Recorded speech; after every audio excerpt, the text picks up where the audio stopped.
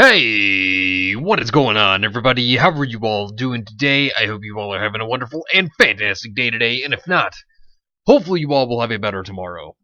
So it seems that Star Wars The Rise of Skywalker is plummeting by 58%. Now, who's really surprised about this, considering, all the issues with The Last Jedi? I mean, that was a terrible film, and it really divided the fandom. And then, of course, people started to boycott Solo, A Soy Wars Story, because nobody wanted that film and who really cared. But also, at the same time, you have Disney and Lucasfilm attacking the fans. And then, of course, the production nightmare. And then the leaks for The Rise of Skywalker all turning out to actually be true. I mean, there's just been a lot of things that have been going around when it comes to this movie. And it's not been pretty for The Rise of Skywalker. So this is an article on Forbes by Scott Mendelson. I know, hearing the name Scott Mendelson, I'm sure many of you are probably thinking, oh boy, here we go. In a skewed way, The Rise of Skywalker has performed the opposite of The Last Jedi, with strong initial weekdays tampering off after Christmas. Walt Disney and Lucasfilm Star Wars The Rise of Skywalker fell 58% on its third Friday, earning another $11 million to top the box office and bring its 15-day total to $428 million. That sets the stage for a likely $37 million weekend gross and a 17-day domestic total of $454 million. And if the 49-51 split holds, around $920 million worldwide. That drop is larger than the 44-48% drops for 5 of the Peter Jackson 6 Lord of the Rings Hobbit flicks. Fellowship of the Ring fell 40% in the weekend 3, and the 39% drop for Jar Jar Abrams' The Force Awakens. Abrams' Rise of Skywalker is earning less and falling faster than its predecessors. And you know that's not a good sign already. That is not good. But then again, the treatment of the Star Wars fans and the Star Wars property by Disney, it's not been good. Many people have been very upset with the direction it's been taken, myself included. And, who can really blame anybody? That is a Star Wars fan and has not liked the direction that Star Wars has taken the sequel trilogy. I mean, it's not been good, and it's just been a complete and utter disaster. The Force Awakens lucked out by having its second Friday fall on Christmas and its third Friday fall on New Year's Day. Rogue One fell 58% on weekend 2, and The Last Jedi fell 67% on weekend 2, partially because their holiday breaks hadn't quite started yet. Oh, I think there's more reason than just that. Christmas and New Year's fell on a Sunday in 2016 and a Monday in 2017. But business picked up after Christmas, and they fell respectively 22% and 27% in weekend 3. While Rise of Skywalker had the same advantage as The Force Awakens in terms of the opening Friday-Sunday leading right to the 2-week holiday period. Christmas and New Year's fell on a Wednesday as opposed to a Friday. So, that's the thing. When you're looking at this percentage drop, I mean, that is insane. But at the same time, this is not a good look for Star Wars. I mean, had the leaks not been true, had this trilogy been planned out, and had it been done by better directors and writers, it probably would have been a much better thing than it actually is. And not only that, but, you get Kathleen Kennedy out of there, you get Jar Jar Abrams, and you get Roundhead Ryan Johnson out of there, I think it would have been a lot better, because let's be real. Jar Jar Abrams movies, just bad storytelling, I think, personally. And also, not only that, but he always introduces the mystery box, and nobody cares about the mystery box questions. Just nobody does. And then, who cares about Roundhead Ryan Johnson in his films? Nobody cares about his films, and that's pretty obvious. That's just one reason why The Force Awakens' $937 million domestic total was never a realistic goal for any further Star Wars movies. Looking at the legs for Rise of Skywalker, which opened with just a $177 million compared to $220 million for The Last Jedi and $248 million for The Force Awakens, we seem to be seeing a reverse of what we saw with The Last Jedi. See, that's the big thing. If you look at that, 177 million compared to 220 million and 248 million of Last Jedi and The Force Awakens. That is around a 15% drop in how much money they have earned. And, when it comes to production of Star Wars, whenever you have like $500 million for production and marketing, it's not particularly good. Now, that would be good for many other movies, but with how much is put into Star Wars itself, that's not good. That film didn't benefit from the holiday and Christmas Day, which was its second Monday, which partially led to the smaller than hoped first Monday Thursday frame and the massive 67% second weekend drop. It recovered starting on Christmas Day and eventually legged it to $620 million in North America. Rise of Skywalker is reversing that performance. Now, I wouldn't be surprised if this film does make it out with barely $1 billion. It's a Star Wars film, so it wouldn't shock me, but I think it would barely make it if it does. Barely.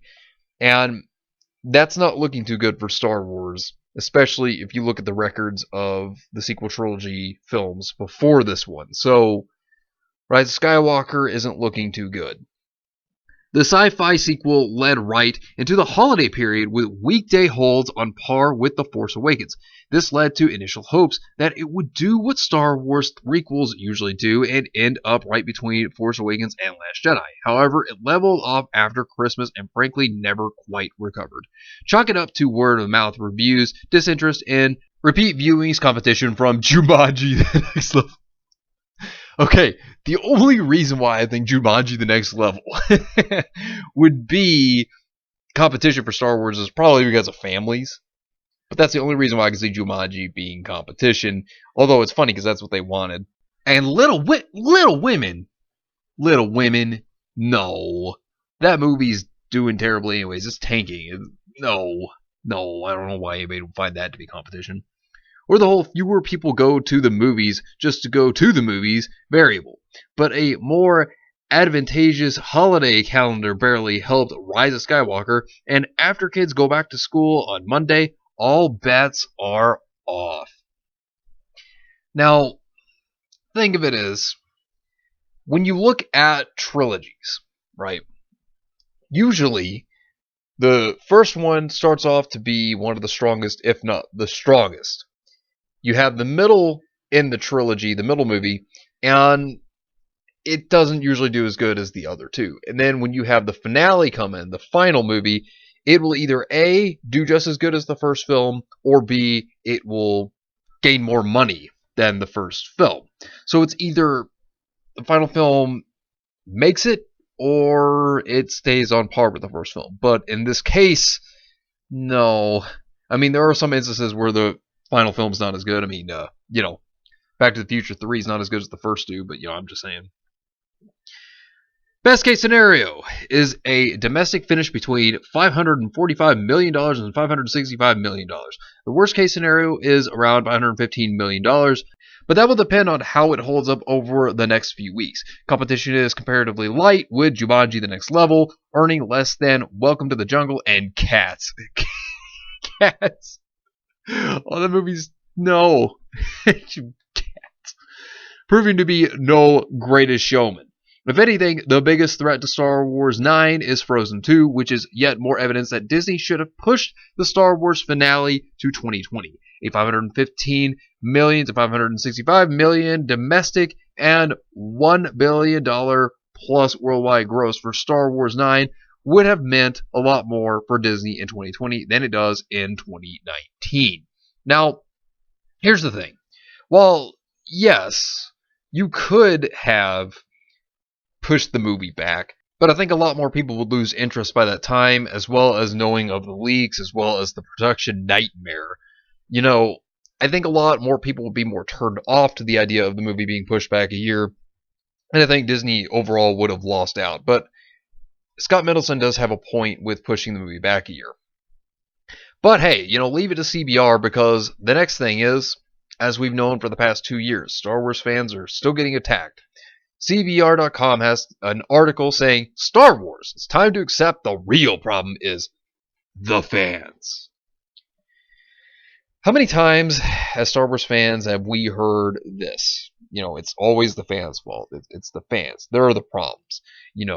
We've heard this since The Last Jedi, and they just make it the same excuse over and over and over again. It's not the fans' fault, and we know it's not the fans' fault. But so here's what the article has to say.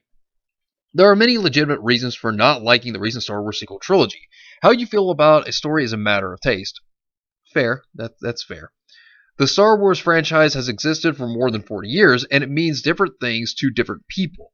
Therefore, any new installment is virtually guaranteed to face criticism because it's impossible to please everyone. I mean, it is impossible to please everyone, I'll give you that. Where Star Wars fans run into problems, however, is in their extreme reactions to new films. Fans lash out not because the movies didn't suit their personal taste, but because they offended their sense of identity. From review tanking to outright hate speech, the negativity swirling around Star Wars isn't coming from objectively bad filmmaking, it's coming from the fans themselves.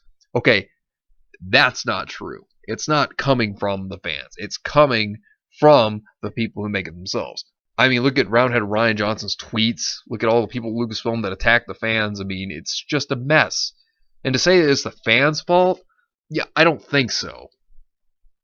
The majority of Star Wars fans have long agreed the original trilogy is excellent. Since then, there have been prequels, sequels, and spin-offs, while a significant portion of the audience finds common ground in the view that the prequels, The Phantom Menace, Attack of the Clones, and Revenge of the Sith, are disappointing. It's funny because more people are accepting them than people think. I mean, were they the best films? No, but they're definitely by far not the worst, especially now. There are many fans who love them. However, both of those previous trilogies were released at the same time before the ubiquity of social media. As a result, most audience backlash was regulated to, first, fanzines and later online forums frequented primarily by other fans in our modern age. However, everyone is connected and can instantly share their opinions with the world. Yeah, but by stating that this is the fans' fault, by stating that the fans are the reason the Rise of Skywalker is failing, that's not true. With all the attacks the fans have gone through within these past 2 years of The Last Jedi, people are sick of it. People are sick of these attacks. I mean, how do you expect to keep an audience if you continue to belittle them, put them down, and treat them terribly? I don't see how you could just think that your fans are going to stick around, because they're not. When looking at many of the criticisms of the sequel trilogy, a lot of unrest centers around what a fan thought or hoped would happen. Following the 2015 release of The Force Awakens, fans came together to theorize about a number of the film's unresolved story threads, including Rey's parentage, Snoke's origin, and speculation regarding Rey and Kylo Ren's perceived romance. After 2 years of furious debate, 2017's The Last Jedi revealed Rey's parents were nobodies, unceremoniously killed Snoke, and didn't allow Reylo come to fruition.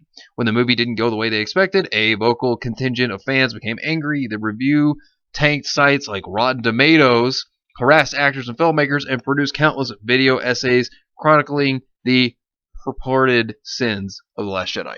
They didn't attack the actors or actresses. There is no proof of that. They didn't harass them either, or the filmmakers. In fact, it's the other way around. The filmmakers, Ryan Johnson, harassed the fans. But of course, CBR is going to sit over here and protect their precious little Last Jedi because it's the best thing ever in their opinion. And to them, it's the perfect film, despite the fact that it goes against canon, it goes against lore, and it just damages so much of what Star Wars once was. It's just terrible. Horrible film. The Last Jedi is just a garbage heap. The Rise of Skywalker was similarly met with backlash, albeit largely from a different corner of the fandom. Those upset that Rey and Kylo's arc didn't accumulate in romance, while Ben Solo found redemption, or Bendemption. He didn't survive the film. Just like in virtually any fandom, when like-minded Star Wars devotees gather to share theories, likes, and dislikes, it can create an echo chamber in which they find their views reflected back upon them, and thus validated, buoyed by a sense of entitlement. Theories can morph into certainties, and when those expectations aren't met, some fans lash out. I mean, look at the Reylo fans. I mean, as is brought up right here, they are going insane, harassing the actual actors harassing the filmmakers. It's funny. They're doing that. But if you go back to The Last Jedi and all those events, they attacked the fans. And there was no reason for that. Although such backlash isn't new to Star Wars, Jar Jar Binks actor Ahmed Best recalled that intense criticism of his reviled character from the prequel drove him to contemplate suicide, but it's certainly been magnified by social media. Actor Kelly Marie Tran was driven from Instagram by her. Okay, Kelly Marie Tran, there is no proof of that ever happening. She was never bullied off of Instagram, Twitter, and all that. That was made up. That never happened. But they'll just keep pushing that one. Introduced in 2017's The Last Jedi film, the writer and director Rian Johnson has famously sparred on Twitter with trolls and even went so far as to delete 20,000 tweets. Okay. Roundhead Rian Johnson. Big thing about him is, if you don't agree with him, you're apparently a troll or you're a Russian bot or something. That's the way he sees it. And the thing about him is, why would he delete 20,000 tweets? Isn't that a bit odd? Doesn't that seem suspicious? And they say it's because of, oh, look, we don't want to give anybody any ammunition. It's because these are things that he actually said. That's why he deleted them. I mean, how does that not stand out as suspicious? But, I'm just saying. Oh, and here's a big one right here. One could argue that those fans are simply voicing their opinion of a character or a screenplay. The argument is void. However, one racial comment or bad thing comment said is uttered. Yeah, okay. What about Reylo fans and the insanity? What about their insanity? Explain that. I mean, seriously, they are unhinged people. Was Harrison Ford abused for agreeing to be in a movie where his character was killed off? They destroyed his character in that movie. And he failed to save his son? Was Luke Skywalker accused of being a Mary Sue when he was able to project himself across the galaxy to fight Kylo Ren? That's not even an argument. Okay, Luke Skywalker, he trained when he was a teenager to become a Jedi. How can you say that is a Mary Sue when he trained to that point? He even lost to Darth Vader in Empire. He was not the strongest. He has had conflict and he has had loss. How can you compare that to a Mary Sue when a Mary Sue is good at everything without even having to train or try? You can't compare that. But of course, they're going to say that anyways because that's CBR and their shill transparency for you. At the end of the day, however, fans don't control who is cast in a movie. The story the writer decides to tell or how we feel about it. The only thing we can control is our actions, deciding to act in a way that shames someone, threatens someone's safety, or harms them in any way is unacceptable. These space fantasies about aliens and robots and magic didn't force any fan to disrespect others. The fan made that choice. No. No.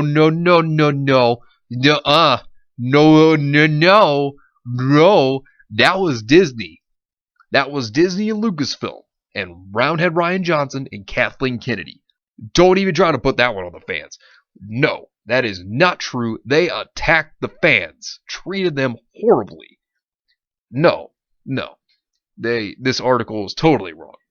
Since 1977, Star Wars has delighted and inspired countless millions. The saga of that magical galaxy far, far away has touched the hearts of viewers from all walks of life.